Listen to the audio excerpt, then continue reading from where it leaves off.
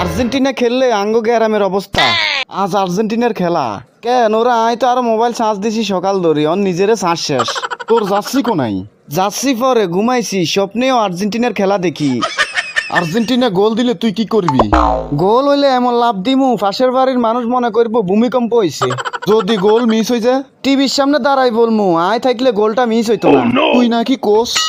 আয় কোচ ন আয় গাঞ্জাখোর। ম্যাচের আগে এত টেনশন কি?